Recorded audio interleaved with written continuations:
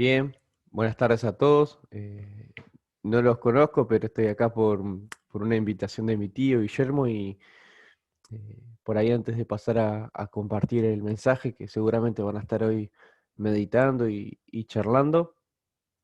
Mi nombre es Lautaro, eh, como les dije, soy sobrino de Guillermo y solo para conocernos un poco y para sepan un poquito quién les habla. Conocí a Cristo a la edad de 12 años en Salta y desde allí, en aquellas vacaciones, cuando hemos vuelto, bueno, empecé todo un proceso, ¿no? De congregarme en una iglesia en la que estoy hoy. Fui creciendo, aprendiendo. Dios puso el peso en mi corazón para prepararme, para servir con los jóvenes en mi iglesia. Fui a estudiar un instituto, 3 años, la Biblia y su enseñanza. Y cuando termino esos 3 años me di cuenta que Dios quería algo, un paso más allá de fe, que es prepararme para el ministerio pastoral, para un día poder fundar una iglesia y empezar una nueva obra. Y, y empecé ahí 2 años en un centro de capacitación pastoral. Así que eso fue lo último que he estudiado y bueno, sirviendo todos estos años en mi iglesia, específicamente con jóvenes, con adolescentes y también enseñanza general, ¿no? A la iglesia, a veces miércoles, domingos. Y siempre es un privilegio y es un gozo poder compartir porque uno recuerda, hoy tengo 25, pero un día tuve 12, 14, 15 y caminé momentos de mi vida donde la palabra de Dios no fue el centro y no obedecí la palabra, pequé, viví etapas duras, oscuras, lejos de Dios. Y, y entiendo bien lo que es ser un joven, entiendo bien a las cosas que quizás estás expuesto o estás expuesta, y creo que si tuviese que resumirte qué es lo más importante como un hijo de Dios eh, en esta vida es la obediencia a la palabra. Quizás no cuanto conozcas, uno siempre va aprendiendo de la palabra, uno va creciendo en el conocimiento de Dios y uno debe crecer en el conocimiento de Dios y aprender, pero lo más importante es la obediencia que vos tengas a eso. Tu obediencia a la palabra va a determinar tu crecimiento, tu vida de fe. Así que yo te invito a abrir tu Biblia ahí, en Santiago capítulo 2, y mientras vas abriendo solo quería comentarte un poquitito. A veces los libros de la Biblia parecen cosas antiguas o lejanas, pero la realidad es que Dios ha dejado principios ahí, y toda palabra que vos vas a ver en la Biblia está escrita con un propósito simple: que el hombre se pueda salvar y que el hombre se pueda santificar. ¿Y qué significa eso? Significa que Dios te salva para que puedas vivir una vida santa, apartada del pecado.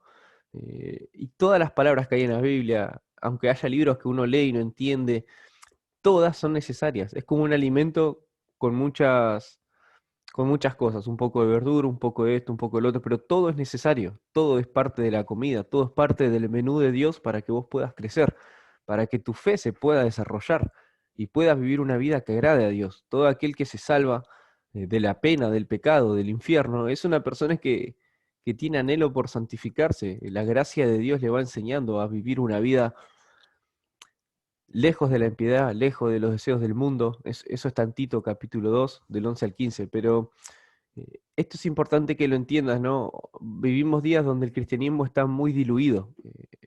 Te sirve en un cristianismo fácil, sencillo, pero toda la escritura te va a enseñar que aquel que es salvo es aquel que busca una vida de santificación, de apartarse del pecado, de amar a Dios, de amar a los hermanos, vivir una vida de cuerpo, de iglesia. Y ese es el verdadero Hijo de Dios. Y libros como Primera de Juan, como Santiago, te van a mostrar eso. A diferencia de Primera de Juan, Santiago es muy sencillo. Santiago es el primer libro en el orden histórico, ¿no? Cronológico que se escribe. Bueno, la iglesia recién se estaba fundando y no tenían toda la Biblia así como la tenemos vos y yo, de Génesis a Apocalipsis. Recién habían algunos libros y eran cartas circulares. Recién se había fundado la iglesia en Jerusalén y surgían preguntas, como te surgen hoy a vos. ¿Qué dirás Dios en cuanto a eh, qué hago en esta situación? ¿Qué piensa Dios en esta situación? Porque es la pregunta que se hace todo hijo de Dios: buscar agradar a Dios, buscar glorificarle con todo lo que hace. Y Santiago escribe esta carta porque había personas que decían ser hijas de Dios, pero no eran hijas de Dios. Y él va a dar un montón de pruebas en toda su carta. Y hoy vamos a ver una de esas pruebas, ¿no? En Santiago capítulo 2, vos llegás cuando Santiago ya dio dos pruebas, ¿no? Él escribe a gente que está perseguida, gente que está muy desanimada, gente que por la fe en Cristo había pasado cosas durísimas. Vos imaginate salir de tu tierra, haber renunciado a tu... Vos si eras judíos, no solo era renunciar a tu religión, creer en Cristo significaba renunciar a tu familia, renunciar a tu cultura. Es algo que está muy unido en el judaísmo, la religión y la cultura. Es parte de su vida. Y esta gente eh, la pasó realmente muy mal. Te podría nombrar un montón de cosas, ¿no? Pero por cuestión de tiempo, eh, yo quiero que vos entiendas que, que lo que busca Santiago es darle seguridad a aquel que es hijo de Dios, pero también busca que aquellos que piensan ser hijo de Dios y no lo son, que se puedan dar cuenta a la luz de la palabra. Y él va a hablar en capítulo 1 de las pruebas, y él va a decir, mira, cómo una persona responde ante las pruebas te va a mostrar si es un hijo de Dios o no. Y te va a decir que en el creyente la prueba produce gozo, porque el creyente pide sabiduría y Dios le da esa sabiduría. Y la prueba es soportar un peso, una carga. Son situaciones difíciles, pero como las personas responden ante la prueba, te muestran si son hijos de Dios o no. Y todo hijo de Dios sabe que la prueba produce paciencia. Todo hijo de Dios sabe que la prueba es para formar a Cristo en nuestra vida. Y por eso la soportamos con una actitud distinta. Pero aquel que no es hijo de Dios, la prueba es otra cosa para él. La prueba es una injusticia de la vida. La prueba puede ser X cosa, pero no es un medio para darle gloria y gracias a Dios, ¿no?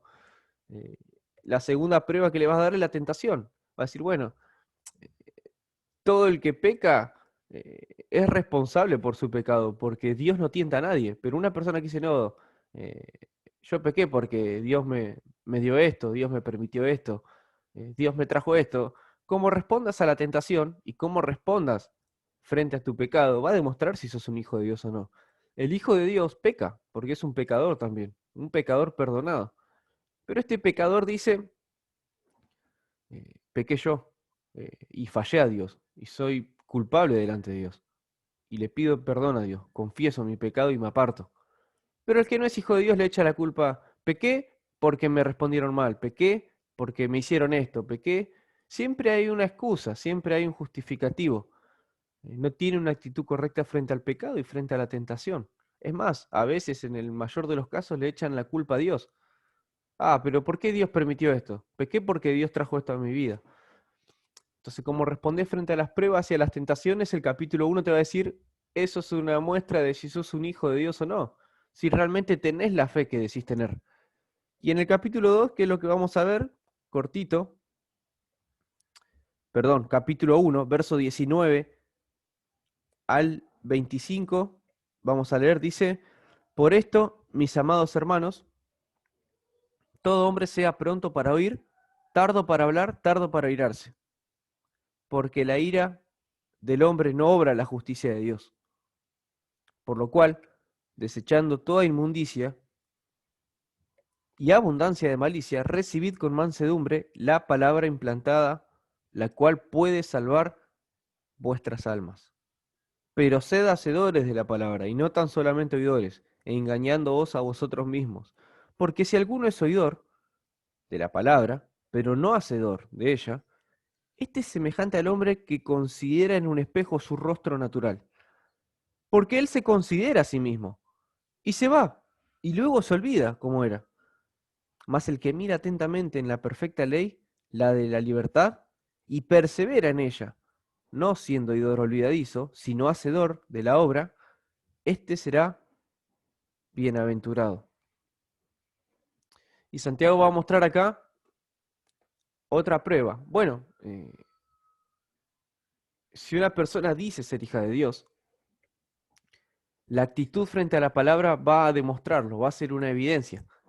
Dice acá, eh, por ahí para que lo entiendas en nuestros tiempos, una persona que ve a la Biblia considera la palabra de Dios, la misma palabra de Dios, como un buen libro, como un buen consejo, tiene buenas cosas, pero no es palabra de Dios, no es la autoridad final para su vida, esta persona te está mostrando que tiene una actitud equivocada frente a la palabra de Dios. Porque esta es la perfecta ley, la palabra de Dios. Acá está todo lo que vos necesitas para tu salvación y para tu santificación. Y acá Dios dejó el consejo más grande que pudo haber dejado. Es más, si Él decidió dejarte esto y no todo lo que te pudiese haber dejado Dios en su poder, es porque Él considera que esto es lo más necesario. Y esto es todo lo que vos necesitas. Todo lo que la iglesia necesita para vivir una vida que agrade a Dios. Claro, siempre y cuando se obedezca a esto.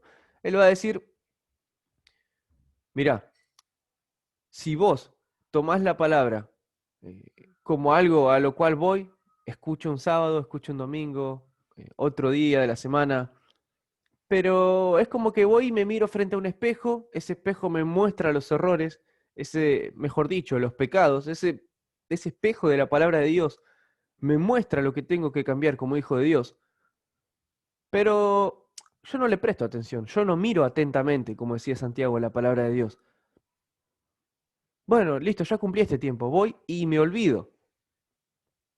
Bueno, esa actitud frente a la palabra de Dios, si eso es un patrón de vida constante y esa es la norma de tu vida, no tenés, decís tener una fe que en realidad tus obras no la demuestran. Podés decir, no, mirá, yo soy hijo de Dios, pero yo no obedezco a la palabra. Es una contradicción, ¿te das cuenta? No van de la mano. Nunca se separa la salvación de la obediencia a Dios, nunca se separa la salvación de la vida de santidad. Y déjame decirte que si has conocido a Cristo, tu salvación sí es una vez y para siempre, pero va a haber pruebas, va a haber evidencias de esa salvación. Y estas son pruebas las que da Santiago, y una es la actitud frente a la palabra. Él dice, el hombre que se mira en el espejo y no hace los retoques necesarios, es un hombre que mira y se va, es como pasarlo a nuestros días si querés, te levantás, te mirás rápido así en el espejo, en el baño, tac, tac, tac, y te vas. Pero ni siquiera te detuviste a ver cuál era tu imagen. Y lo que hace la palabra de Dios es revelarte, mostrarte, así como un espejo te muestra tu físico, la palabra de Dios muestra la condición de tu alma.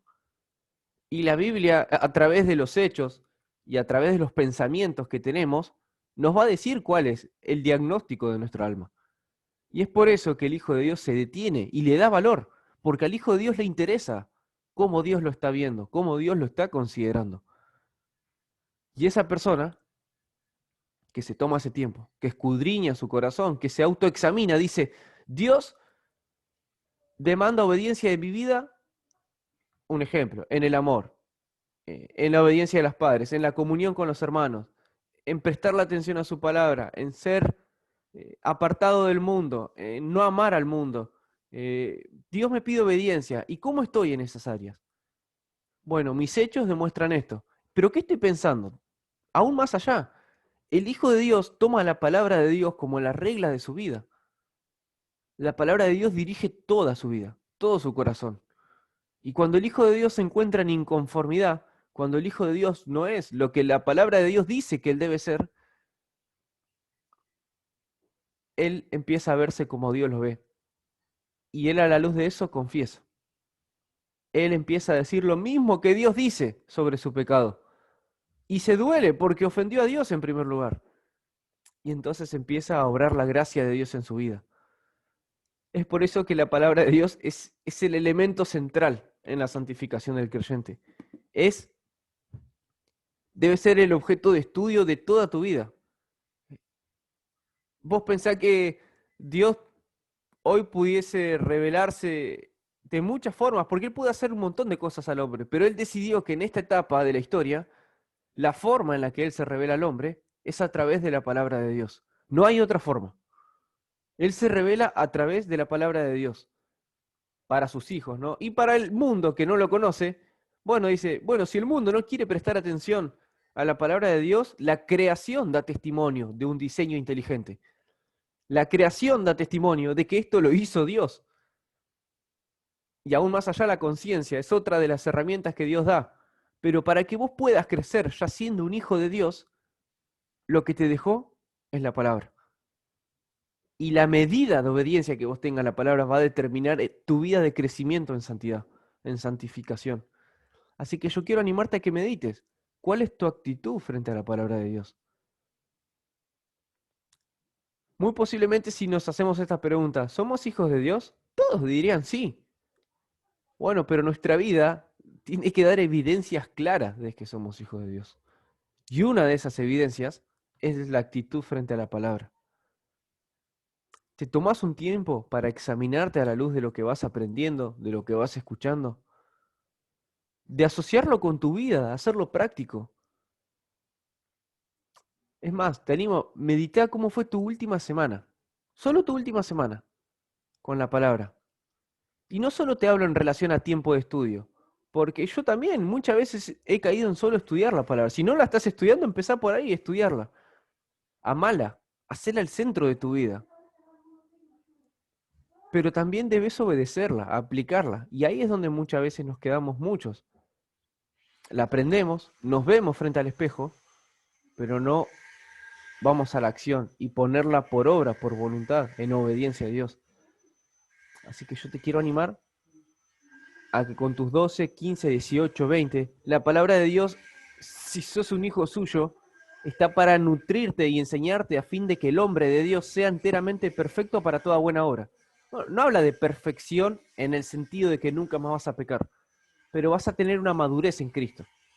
Pecar vas a pecar hasta el último día de tu vida, pero el pecado no va a ser un patrón en tu corazón, el pecado no va a gobernar tu vida. Cuando alguien te mire de afuera no va a poder decir, no, su vida es este pecado constante. No, porque sos un hijo de Dios que presta atención a la palabra de Dios y te vas purificando. Vas dejando que la gracia de Dios te santifique.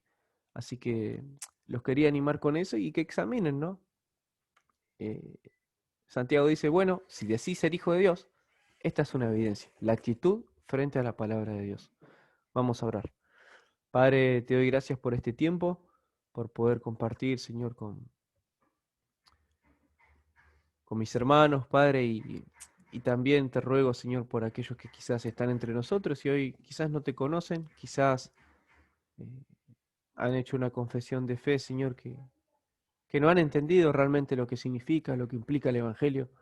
Pero, Padre, te ruego para que los puedas salvar, para que ellos puedan comprender, Señor, el sacrificio de Cristo en su favor, que puedan ver el amor que has tenido, Señor, para con ellos.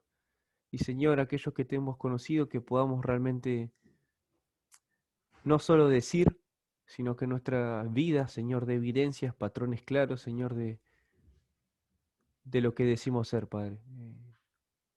Te doy gracias porque tú nos das todos los recursos necesarios, Señor, en tu gracia, para amarte, buscarte, nos das tu palabra, pero pedirte, Dios, que también eh, no quede en un conocimiento intelectual, sino que realmente pueda ser la marca de obediencia, Señor, en nuestras vidas, Padre.